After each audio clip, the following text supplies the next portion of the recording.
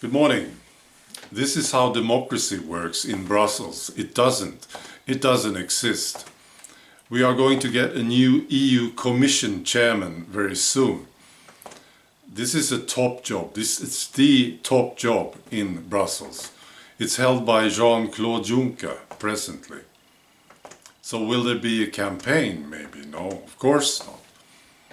Will people be asked to vote? No. And this is a good thing, because the candidates are all awful. If they had to campaign, they would do a very poor job. Nobody would like them. I don't think many Europeans know about these guys. Not really. So, as far as I understand, these are the top candidates. It's Manfred Weber from Germany.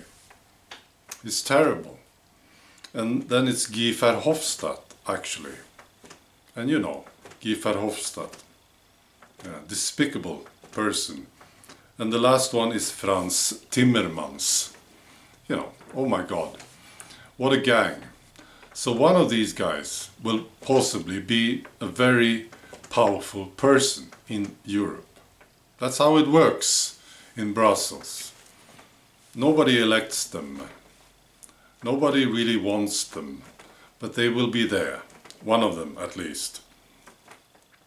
And you know, I like to predict things, and sometimes I'm right. And I predict that Frans Timmermans from the Netherlands will get this position. I do. And here's an example of why I think so. These three guys are now sort of quarreling about an EU army, if we should have one or not.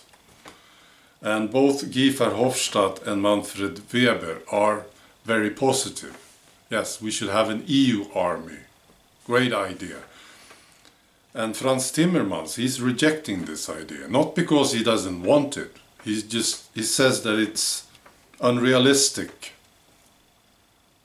He says there will be no EU army for the foreseeable future, he says. So I think he's going to get this job. Yeah. So, very good. Congratulations, Europe. You will have Frans Timmermans, possibly, as your new president.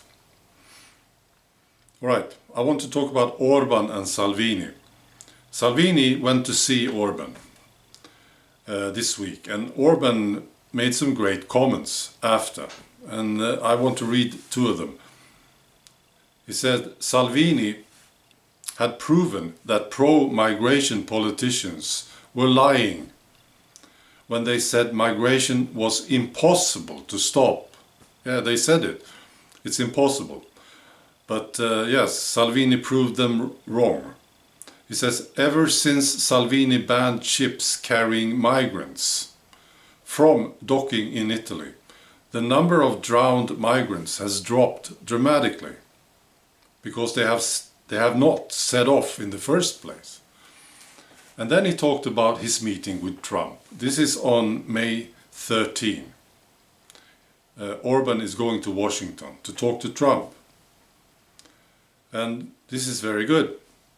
He said the US and Hungary shared the same standpoint on migration and belong to a group within the United Nations that wants to stop international efforts to make migration a global phenomenon.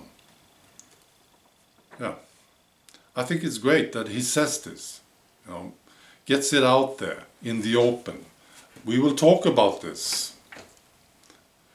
He says, so a big issue in the talks will be how we can work together in the future to fight migration in international forums. He's sort of setting the playing field, I think. We are opposing this, me and Trump, okay, and some others.